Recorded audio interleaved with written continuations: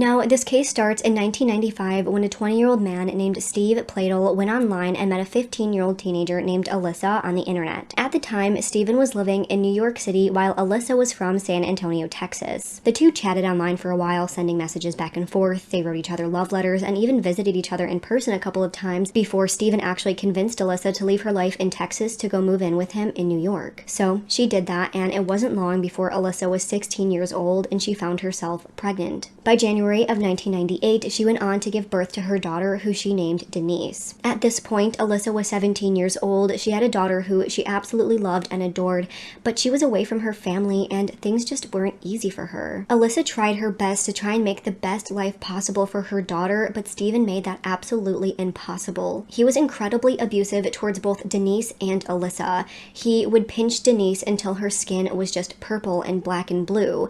When she would cry, there were times that Steven would just lock her in a cooler so that he could go away and not hear her. Sometimes he would even cover her mouth while she was crying to the point of almost suffocating her. And Alyssa did try to help her daughter, but whenever she did, Steven just would not let her. He physically stopped her from helping her daughter. It was very clear that Alyssa was very scared of him and she didn't want to be in this situation, but Steven would threaten her and tell her that if she ever tried to leave him, he would take his own life. He had also been very cruel to animals right in front of Alyssa, so she knew that he was very capable of being violent. Also, throughout their entire time together, Steven wouldn't get a job and he left Alyssa with the sole responsibility of raising their daughter, having a job and making money, and taking care of him, even though he was an adult and she was still technically a child. It got to the point where Alyssa knew that she needed to remove her daughter from the situation. She thought that if she didn't act soon, that Steven was going to kill Denise. So she did what she thought was best for her, and she put up 8-month-old Denise for adoption. She just wanted to give Denise the best life that she possibly could, and she thought that this was the best decision for her. Denise ended up being adopted by Tony and Kelly Fusco. They took her home to Dover in New York, which was around 80 miles north of New York City,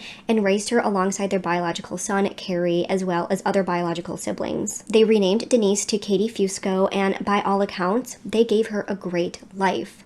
They lived in a small trailer park community that was described as a sleepy town with a lot of good people and families. The community did have their problems, but overall it seemed like a pretty decent environment for her to grow up. Neighbors around the community also commented and said that the Fusco family just seemed like your average family. Katie was described by her friends and family as a reserved, shy, yet happy girl. She absolutely loved animals and she was passionate about them. She was a vegetarian and was a foodie who was always eating. She went to Dover High School and was on the cheerleading team. She was also known by her peers for her artistic ability, specifically with drawing comic strips. Katie absolutely loved art and had planned to attend college and eventually pursue a career in digital advertising. She once wrote in a blog post, "A pen and something to draw on became a safe place for me. Ink became my weapon against rules and regulations. There wouldn't be a corner in a classroom or a park that I didn't have a little secret character living on it. Ask an artist why creating is important to them and they won't ever stop giving out reasons. To be short, for me, a life without art is no life at all." Now, according to the Fuscos, Katie did know that she was adopted growing up. She never seemed bothered by the fact that she was adopted, but of course, she was always curious as to who her biological parents were. Now, Alyssa and Steven, Katie's biological parents, did end up staying together despite the stress and the problems that they had. I don't know if things in the relationship ever really got better at any certain points, but as we will kind of see throughout this case, it does seem like Steven just has a way of intimidating women and making them stay. Either way, in 2007, Steven and Alyssa had their second daughter. This time, Alyssa said that they were much more grown up and they were in a stage in their lives where they were much more ready and prepared for a child. Then, in 2012, they gave birth to their third daughter, and of course, these two other daughters they did end up keeping. So, by the time Katie was 18 in 2016, she set out to social media to find her biological parents. She did end up finding them, and so she sent them a message on Facebook, and they were actually really happy to hear from her, and they welcomed her with open arms.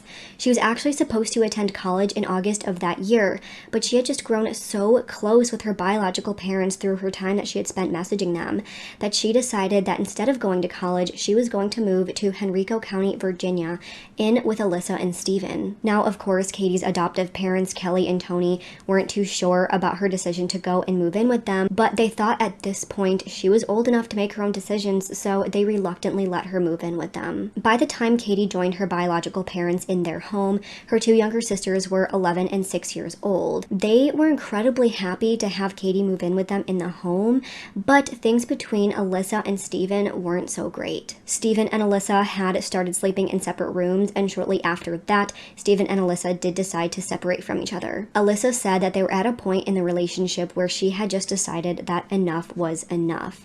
She said that she had suffered a lot of emotional abuse over the years at the hands of Steven. She said that living in the home with him was like constantly walking on eggshells. If he was in a bad mood, everyone else around him had to suffer the consequences. He would even yell at her and break things in front of their two daughters. There was honestly a lot of uncomfortable tension in the house, so it honestly kind of makes me wonder why they let Katie come in and live with them in the first place. It just makes me question why, if Alyssa knew how Steven acted in front of her and their daughters, why they would let Katie come back into that situation. To me, it seems like Steven was maybe the one who was more interested in letting her come back, and maybe they both honestly wanted to get to know Katie, and they thought that, you know, she could come in and maybe things would be okay with her, even if things between Steven and Alyssa weren't so great.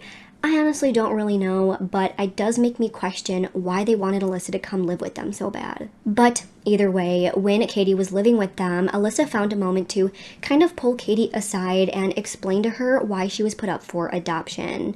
Alyssa told her that Steven had abused her as a baby and that she was worried for her safety, so Alyssa thought that putting her up for adoption was what was best for her, and she knew that living with a different family would have given her the best life possible. Naturally, of course, Alyssa was sort of expecting this intense reaction from Katie, as anyone would hearing this kind of news.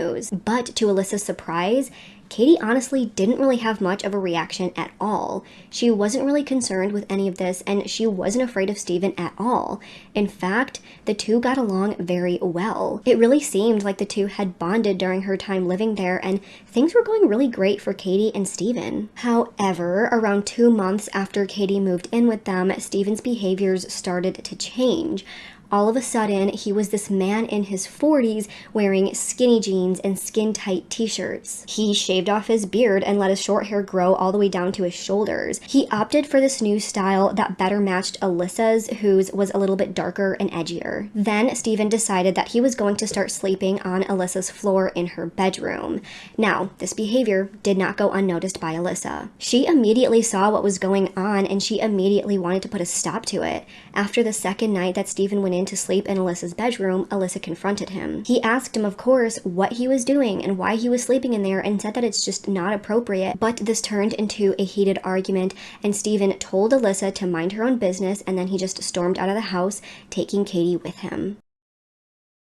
By November of that year, Alyssa had just had enough of him, and she finally moved out of the house. They were, I think, legally separated. I'm not sure if it was legally separated or if they were just saying that they were separated, but they weren't divorced yet at this point. So Alyssa shared equal custody with Steven of their 2 children, but she did take the 2 children with her to live with her in her new house. However, Katie decided to stay back, and she continued living with her biological father. And this is when the case gets very, very disturbing. Around 6 months after moving out of the home with Steven, Alyssa learned of the very disturbing relationship that Katie and Steven had. One night, Alyssa was reading her 11-year-old daughter's journal, and she happened upon a page where she wrote that Steven had told her to stop calling Katie her sister and to start calling her her stepmom. She had also drawn a picture of a girl who was supposedly Katie with a big pregnant belly. I do have a picture of this journal entry, but it's honestly difficult to read, so I will do my best to read a couple of sections. So it says,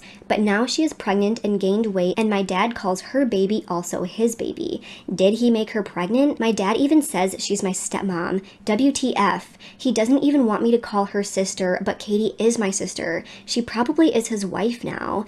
But in nature, she's only my sister. Does she see me as a daughter or a sister?" Alyssa was absolutely frantic and hysterical after reading this, so she immediately called Steven and asked him if Katie was pregnant with his child, and he said yes, she is. He was totally casual about the entire thing and said that the two were in love and that he thought that she knew about it. Katie and Steven had started their sexual relationship as soon as Alyssa had moved out, and the two had plans to get married as soon as him and Alyssa had divorced. Katie's sisters had also said that when they would sleep over at Steven's house that they did see Alyssa and him sleeping in the same bed. And they said that Steven told them not to tell any of their friends about Katie and his relationship, saying that their friends would make fun of them if any of them found out. Of course, Alyssa tried processing all of this, but holy cow, I cannot imagine what was going through her head when she was finding all of this out. She started cursing at Steven, saying that he was sick, that she's just a child, your child. And also, of course, she immediately called police. Police arrived and interviewed Steven, Alyssa, and the two girls, but at the time, no arrests were made. Also, around this time, Alyssa and Steven had finalized their divorce, so Katie and Steven had packed up and moved to Knightdale, North Carolina. By July of 2017, Steven and Katie applied for their marriage license. Of course, they lied on the application and didn't mention the small minor fact that they were related and that they were father and daughter. So by July 20th of 2017, Steven and Alyssa got married in Parkton, Maryland in a small lakeside wedding. They were accompanied by Tony and Kelly, Katie's adoptive parents, who smiled alongside the couple as they tied the knot. Steven's mother was also present at the wedding. Apparently, Tony and Kelly thought that there was nothing that they could do to stop the two from getting married, so they thought that it was best to just put all of their emotions aside and support their daughter through whatever she was doing. I do wonder if they even tried to do anything though, like did they even try to talk her out of it? Clearly, Steven had a lot of power and control over Katie, and she was probably in a very vulnerable place by the time she went over to go meet her biological parents. She was happy to finally meet the people who gave birth to her. As an adopted child, I'm sure she's always just had the thought looming over her of who her biological parents possibly were. I'm sure that she always wondered what they looked like, what they acted like, what their life was like. Then she met them and they accepted her with open arms. Steven seemed like this amazing guy who was doing everything that he could to try and get to know her and try to impress her. He even changed his image to look exactly what he knew that Katie would like. I imagine he probably gave her everything that she wanted and more. I'm sure that he kissed the ground that she walked on and groomed her until she absolutely fell for him. To her, she didn't know this man. She had just met him, and when you meet someone who definitely does not act like a father and only acts like a friend or a lover, it's probably very confusing. She probably did not see him as being related to her, but as a father, Steven saw her being born. He abused her tiny little baby body to the point where her own mother didn't feel comfortable or safe for her being around him. He knew that she was his daughter and he was in a position to control her in any way that he saw fit, and to me, this is how he took advantage of her and just ran with it. By September 1st, 2017, Katie gave birth to their baby boy, who they named Bennett. They lived in a home in a cul-de-sac in a suburban area and things seemed to be going great. But by January of 2018, police showed up on their front door and arrested the both of them for incest, adultery, and contributing to the delinquency of a minor. After appearing in front of the judge, the two were released on bail. Steven's lawyer claimed that there were absolutely no allegations of Steven pressuring Katie into this relationship.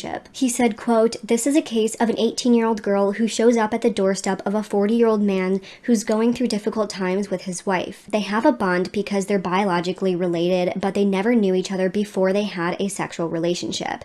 He was head over heels in love with her, so much so that outweighed the issue of them being biologically related." But then, after the two were released, Katie went home to live with her biological parents in New York. They were ordered to have absolutely no contact with each other, and little Bennett was handed over to Stephen's mother. At this point, Stephen was starting to show his unstable and aggressive side more and more, and Katie started to want out of the relationship. So, in April of 2018, Katie got into contact with Stephen despite their no contact order. She wanted to talk to him and break it off with him for good. And this is what set off the catalyst of the tragic events that would happen next. On April 11th, Stephen went to his mother's house to pick up Bennett and brought him back to his own home. As we would later find out in a frantic 911 call placed by Stephen's mother, once he brought 7-month-old Bennett home, he took his life, most likely by suffocating him. We don't know the exact cause of death as far as I have seen. I don't think they ever released it, but we would later find out that he had no visible signs of trauma on him when they did the autopsy, so it is believed that he most likely was suffocated. After this, on April 12th, he left his home and drove around 500 miles north to Wingdale, New York, where Katie lived. He got a minivan and went to the local liquor store, where he sat and waited and watched Katie and Tony leave their home. At this point, Katie and her dad were on their way to Katie's cleaning job at her adoptive grandmother's house. As Katie and Tony drove away from their home, Stephen followed them from Wingdale to New Milford until they got to a stop sign at the intersection of Route 7 and 55. Just minutes later, witnesses called police reported seeing someone open fire on 2 people. Stephen Pladl had pulled up next to their truck and fired several rounds from his rifle, which was similar to an AR-15, into the passenger side of the truck. Both Katie and Tony had suffered multiple gunshot wounds to their upper torso and heads. After he shot the 2 at around 8:45 a.m., he called his mother and reported that he had killed Katie, Tony, and their 7-month-old baby, Bennett. So of course, after receiving this call, Stephen's mother called 911. In the call, she said, quote, "My son just called me and told me that he killed his baby. I just got off the phone a couple of minutes ago and he told me to call police, that I shouldn't go over there. He said he put a key under the front mat, a key into the house. His wife broke up with him over the phone yesterday. He killed his wife. He killed her father." 911, address of the emergency. Yes. My son just called me, and he told me oh my God, he killed his baby, and he's in the house. Okay, you said that he told you he killed his baby? Okay, ma'am, listen to me. What's your name? Okay, well, what's your home address?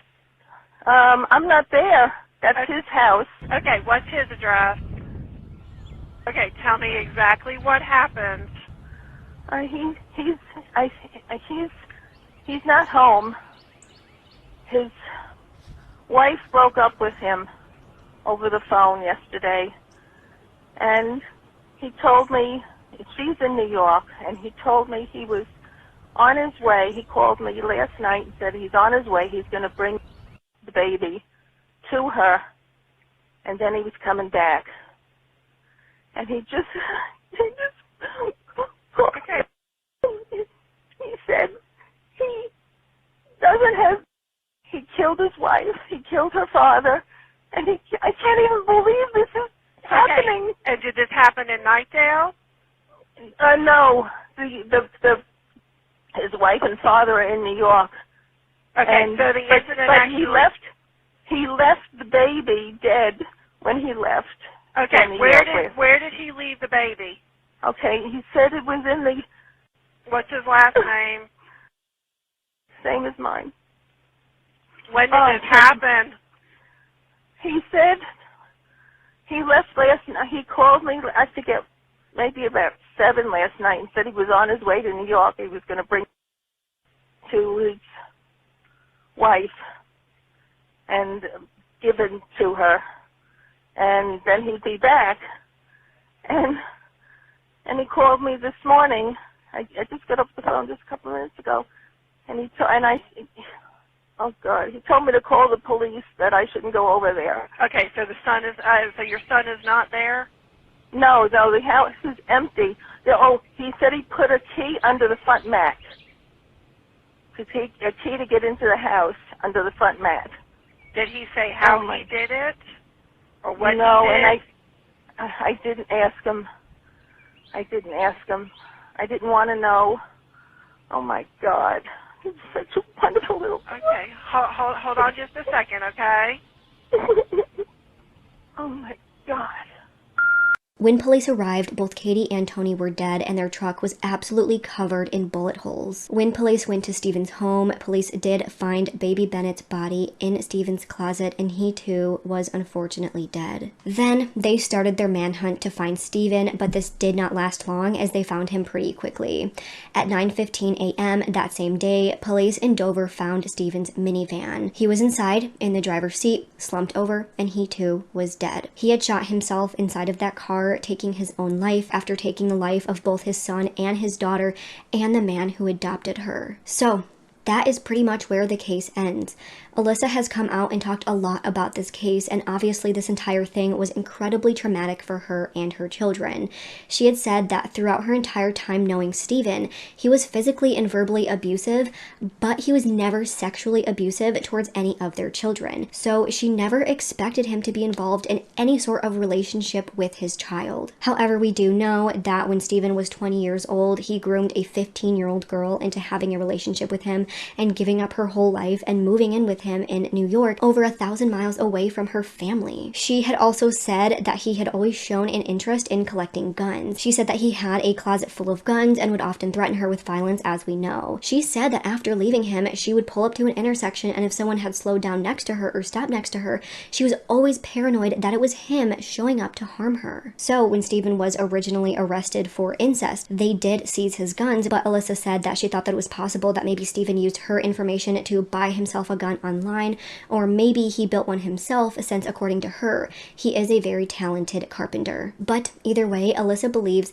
that he felt that all he had left in his life was Katie and Bennett. She had said that he could always hold on to the hope that, one day Katie and him would be back together and they would have Bennett and they would be a family.